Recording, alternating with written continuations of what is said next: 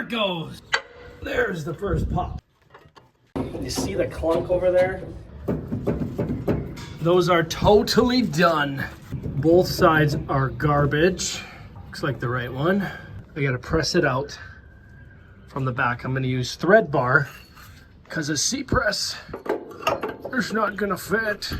Starting out with the 15mm socket, we are going to remove the sway bar bushings, and then you can wiggle out the sway bar. I didn't destroy it. That's good. I found it a lot easier to take the tie rod ends off to do these bushings anyways, to pop them out of the way. So if you do that now, it might make the sway bar easier to get out. Pull this thing out. Oh, it'll almost get all the way out. Yeah, I can do it. There it goes. Clean your dirty nuts, pull the cotter pin out, and then you can remove the nut.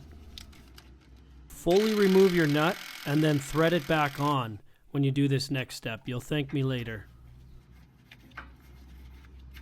Well, should I be worried about damaging it? The rubber's already torn open. This tool is so that you don't damage them. But if you don't have the fancy tool, a hammer works fine. If you hit it right there on the knuckle, it usually pops and your tie rod end will come right up. Just try not to hit the rubber. See, no damage. Old school style. I won't take it all the way out. Now, I can access the bushing. Up or down? Oh, down works. So that's going to go on there. It's bigger than this diameter, so it can come through. Just need something to push on still. So we've got that cup. And I got a bearing that just acts as a washer. On the back, we're just going to go like this. So it has something to push on for the first couple inches until it gets moving. Trying to get it as straight as I can. See if I can turn this without turning the whole bar. And if it turns, the bar starts turning, then I can grab By here. Double nutting it, jamming two nuts together, I can hold the bar from turning while tightening the other nut to pull out. Please, Lord, help it to move. There it goes. There's the first pop. The first couple pops are always the tightest, and then it's not too bad after that. Hey, I think we're almost flat. Let's loosen it off. Oh, every time. Yes! Let's go! Boy, that's sure a thin bushing to find a diameter, isn't it? But I think I got something. This one is so close. It'll actually go through the inside too. Or will it just end up pulling through? A washer might be enough at this point since the biggest pull is hopefully done. Well, how about two washers? Let's see what happens. Otherwise, that's probably a good piece. Washers and the nut on this side. And pull, pull, pull.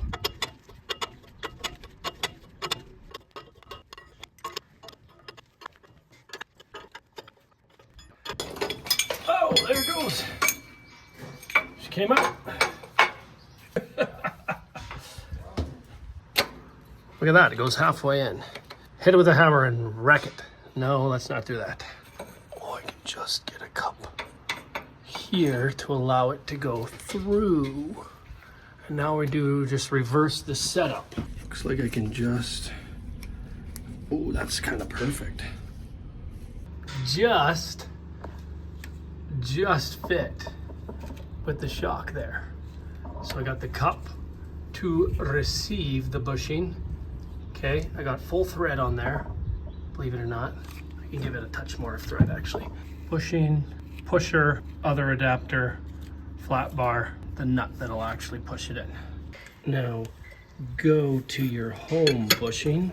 In hindsight, you could probably remove the lower shock there, but you'll still have the stud sticking out. It could give you more room. That's pretty much flush. I'm just gonna see where my wrench stops. Tight. It's tight. That's it. Did I put it in the right way? Yeah. Okay, let's see the damage. No damage. Sitting flush, rubber still looks intact after all that, so that's a really good sign. Very nice. We're going to repeat pretty much the same process on the other side.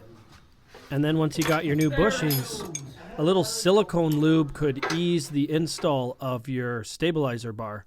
Well, that's it for this one, but check out another one of my videos. I'd love to see you there. I know, we don't fix things these days. We just replace them. But what if you had no choice? Picture this. Year 3 of the apocalypse, and all the parts stores are emptied.